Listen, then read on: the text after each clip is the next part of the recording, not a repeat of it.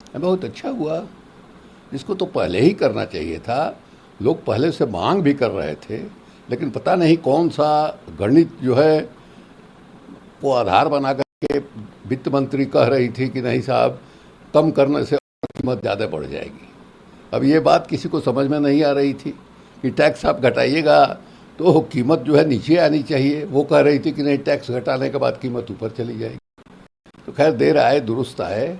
ये सब एसेंशियल चीज़ है, लाइफ सेविंग आइटम्स है। इसमें माने फैसला लेने में विलंब नहीं होना चाहिए था, लेकिन खैर हुआ, उसका स्वागत आदमी करेगा। एक बीजेपी ने एक ऑडियो जारी कर दिग्विजय सिंह के क्लब चैट के पाकिस्तान के पत्रकार का जवाब देते हुए 370 हटाने की बात, जब कांग्रेस की सरकार की आएगी तब ये वादा किया। इस पर भाजपा ने कांग्रेस दिग्विजय सिंह पर हमला करते हुए कहा तो चाहता है पाकिस्तान, वहीं कांग्रेस ने बीजेपी को पलटवार किया। ने एक अजीब ढंग की साइकोलॉजी हम लोगों के में है। मैंने पाकिस्तान के खिलाफ बात बात में, या कहिए कि बिना बात के भी आदमी बोलता है, जैसे अभी लोग बोल रहे हैं, लेकिन चीन के खिलाफ जो है घिघी बन जाती है। अब पाकिस्तान के साथ हिंदुस्तान का क्या मुकाबला है?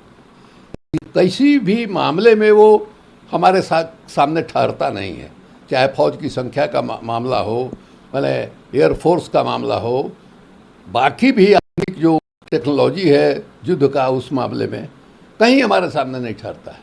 लेकिन बार बार इससे हमारे राष्ट्रीय चरित्र का भी पहचान बनता है कि जो कमज़ोर है उसके खिलाफ जो है हम बाघ बनते हैं, और जो मजबूत है उसके समाज जो है सियार बन जाते हैं। चीन जो है अंदर घुस आया।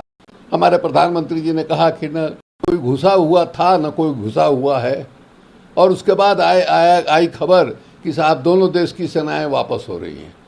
अब ये समझ ही में बात नहीं आई, चीन हमारे सीमा के अंदर घुस आया, वापस हो रहा है, ठीक है, लेकिन हमारी सेना क्यों वापस हो रही है, कहाँ से वापस हो रही है भाई?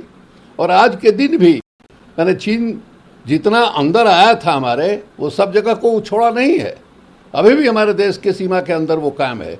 उस पर जो है भारतीय जनता पार्टी के मैंने नेताओं का, यहाँ तक कि प्रधानमंत्री 56 इंच सीना वाले प्रधानमंत्री जी की भी बोली मुंह से नहीं निकलती है। पाकिस्तान के मामले में भूल भूल सब बोलना शुरू करते हैं। भारत के प्रधानमंत्री ने कायरो सा बर्ताव किया। उन्होंने 139 करोड़ लोगों को मझदार में छोड़ देश का भरोसा तोड़ दिया। हिंदुस्तानियों की जिंदगी से ज्यादा उनके लिए राजनीति मायने रखती है। सच्चाई से ज्यादा उनका सरोकार प्रोपेगेंडा से है। अब वक्त आ गया है कि हम पूछे जिम्मेदार कौन? प्रियंका गांधी नियर। देखिए, इसमें कहीं कोई संदेह नहीं है। यानी हमको कभी कभी लगता है कि इन लोगों का जो शासन है वो देश को मजबूत बनाने के लिए है कि देश को कमज़ोर करने के लिए।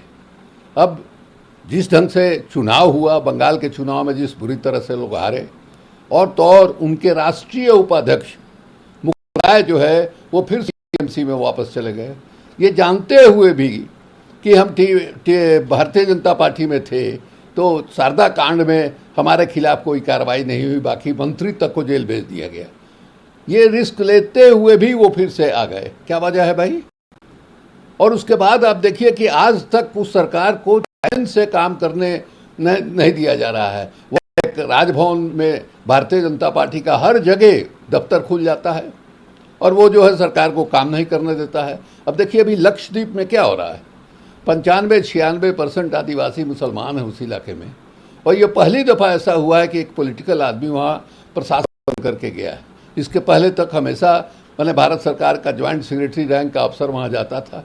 अब वहाँ जिस ढंग से तबाह किया है लोगों को, और अभी भी रोज रोज मैंने नया नया ये बना करके लोगों को परेशान कर रहा है।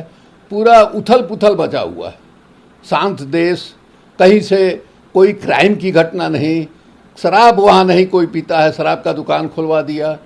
वहाँ 95% मुसलमान बसते हैं, वहाँ कह दिया कि नहीं साहब यहाँ मांस की बिक्री नहीं होगी, मदिरा की बिक्री होगी, मांस की बिक्री नहीं होगी। अब तरह तरह का कानून बना करके लोगों को तबाह किया है, और वहाँ उथल पुथल मचा हुआ है। इसीलिए संदेह होता है कि इन लोगों के हाथ में देश की सुरक्षा माने मजबूत होगी कि देश में असुरक्षा पैदा होगी। अटकलबाजी हुई आई है। न्यूयॉर्क टाइम्स ने एक रिपोर्ट से धमाका हुआ है जिसमें सरकार के आधिकारिक आंकड़ों की तुलना में 5 से 7 गुना अधिक कोविड मौतों का दावा किया गया है।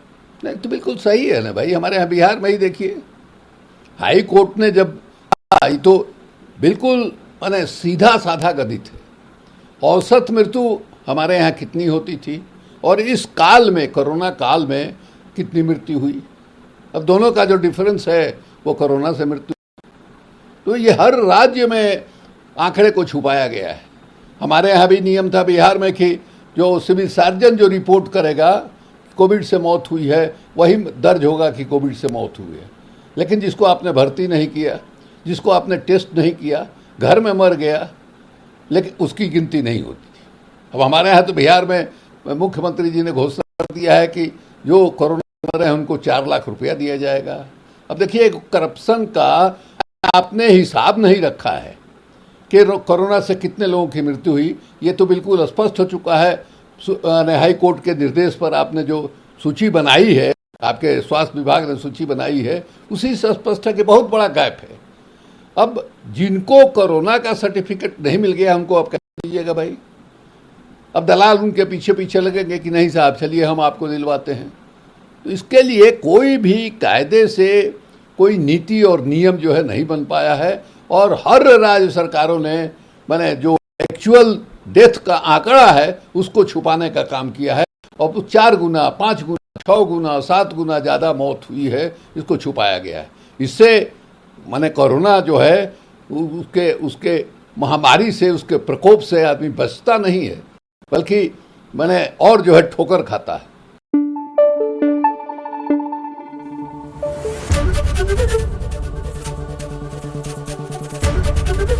एबीपी न्यूज आपको रखे आगे।